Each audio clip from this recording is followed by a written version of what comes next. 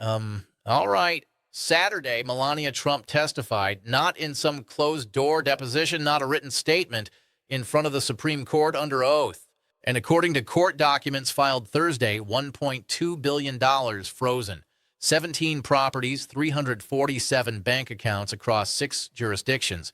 U.S. Marshals started executing seizure orders Friday morning. I've been reading these filings since they dropped. Transcripts to 14 pages, exhibits run another 380. Here's what I found. The former First Lady didn't just answer questions. She provided documentation, internal communications, financial records spanning 8 years. And the justices, all 9 of them, issued an emergency order within 4 hours of her leaving the chamber. That doesn't happen. Let me show you what she said. Quick context. Melania Trump, former First Lady 2017 to 2021, then again 2025 to present. Before that, model businesswoman kept the lowest profile of any modern First Lady. The issue, she was subpoenaed to testify in the ongoing constitutional challenge regarding presidential immunity and asset forfeiture connected to multiple federal indictments. Timeline, fast version. 2 weeks ago, Supreme Court agreed to hear emergency arguments on whether seized assets could be held during pending appeals. 10 days ago, special counsel filed motion requesting spousal testimony, arguing Melania held signatory authority on 14 offshore accounts. 5 days ago, court granted the motion over objections. Wednesday, Melania Trump entered the Supreme Court building through a private entrance. That's the setup. What nobody expected. She didn't invoke spousal privilege, didn't take the fifth, answered everything. Her legal team sat there watching. Lead counsel looked physically ill by the lunch break. When she finished, Chief Justice called a conference. Emergency seizure orders followed. Friday morning, Marshals moved. Now the evidence. Document filed Thursday evening. I pulled page 47. Quoting here, the witness provided documentary evidence of 17 wire transfers originating from joint accounts totaling $847 million, directed to receiving entities in Cyprus, Switzerland, and the Cayman Islands between March 2025 and January 2026. That's the filing. Melania had records showing where money went after federal freeze orders were supposed to stop transfers. But here's what got me. Page 112, she brought receipts showing transfers happened after the original asset freeze in November. Someone moved money while courts said they couldn't.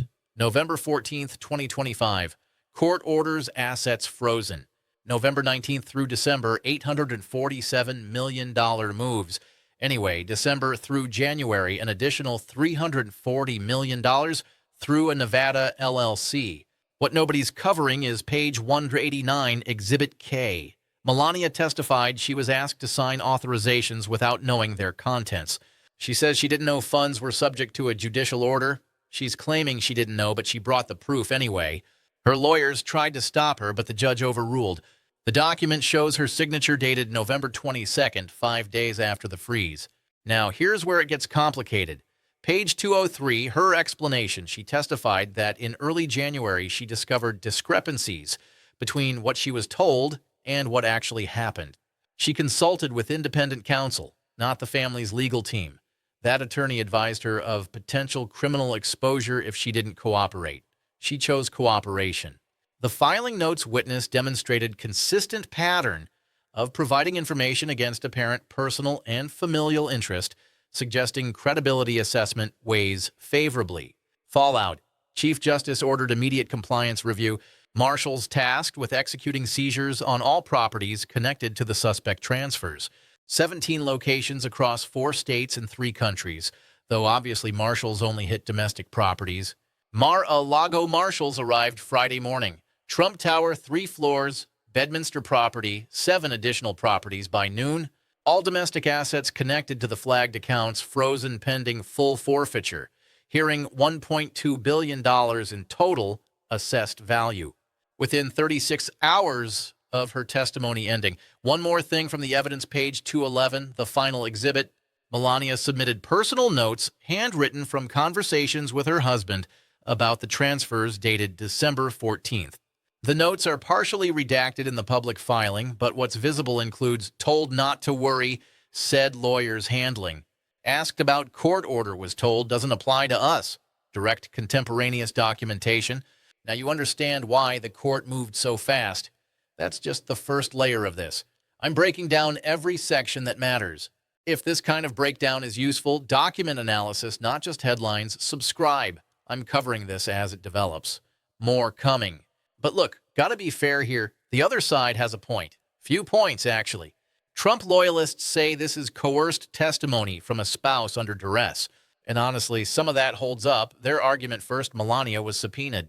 She didn't volunteer. The government forced her into that chair using legal mechanisms that have never been applied to a sitting first lady. Second, spousal privilege exists for a reason.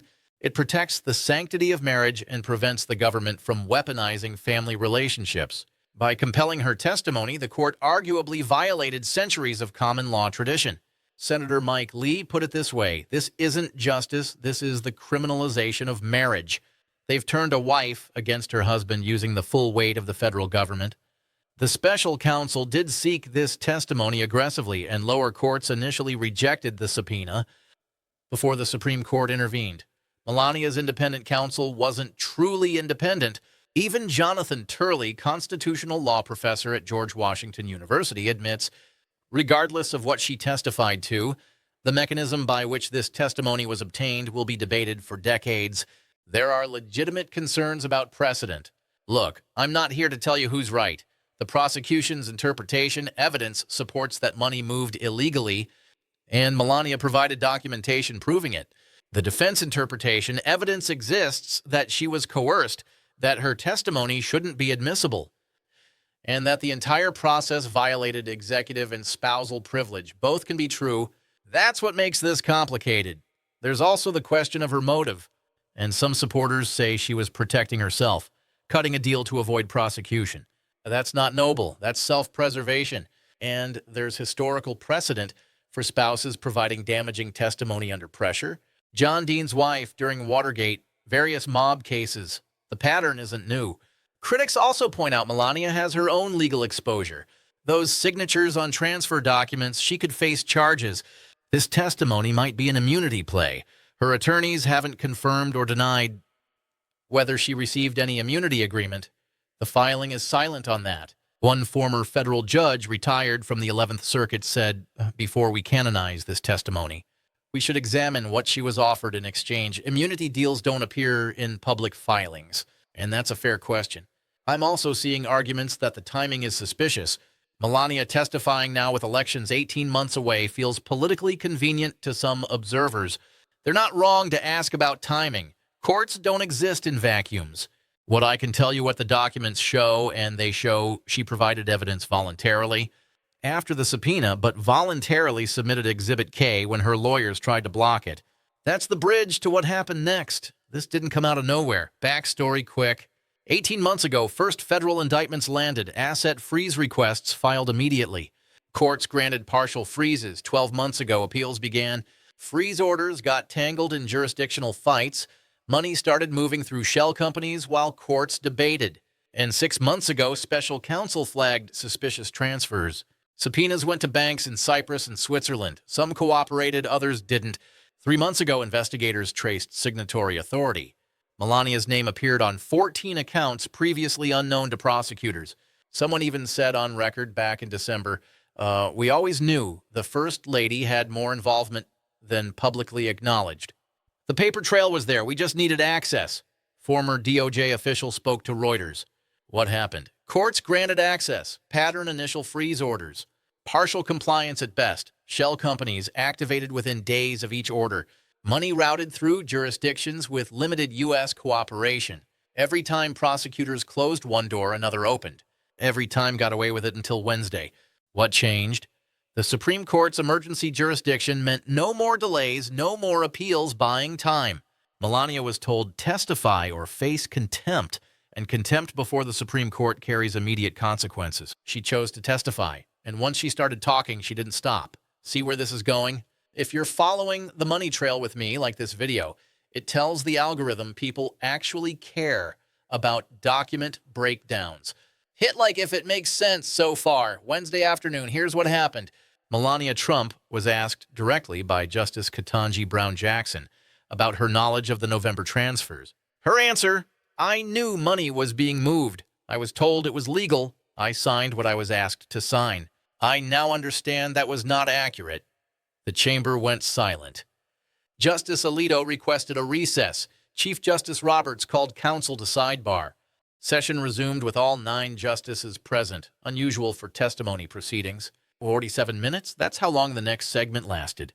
During that time, Melania submitted Exhibits J through M. The handwritten notes, the bank confirmations, the timeline she'd reconstructed with her independent counsel. Now, what everyone missed, while media focused on the seizure orders, something else happened Thursday night. A separate filing, criminal referral, not for Melania, for 3 attorneys who advised on the transfers. Then, Friday morning, before the Marshall raids even started, 2 of those attorneys attempted to leave the country. Customs stopped them, passports flagged overnight. Attorney General's office confirmed Saturday morning. Both are in federal custody pending arraignment Monday. The 3rd attorney, lead counsel who sat in the chamber watching Melania testify, surrendered voluntarily Friday evening. 3 lawyers all facing obstruction charges, all connected to Melania's cooperation. The government isn't just seizing assets anymore.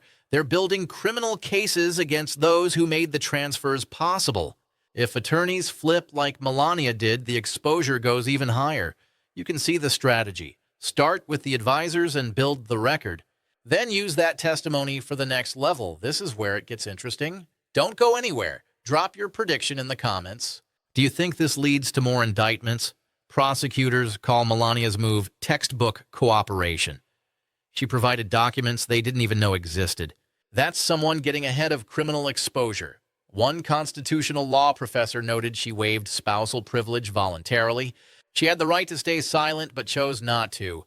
That's a critical shift in this case. Keep watching for more updates. Experts across the legal spectrum say Melania Trump's testimony appears credible because she voluntarily provided documents prosecutors didn't even know existed. Former federal prosecutors point out she chose to speak, weakening any spousal privilege argument. Even Alan Dershowitz admitted the voluntary submission of Exhibit K damaged the defense's credibility. Supreme Court historians noted the court issued same-day seizure orders immediately after live testimony, unprecedented in over 2 centuries. This speed suggests judges feared asset flight. Another major signal is the arrest of 3 attorneys, a well-known strategy to build cases higher up.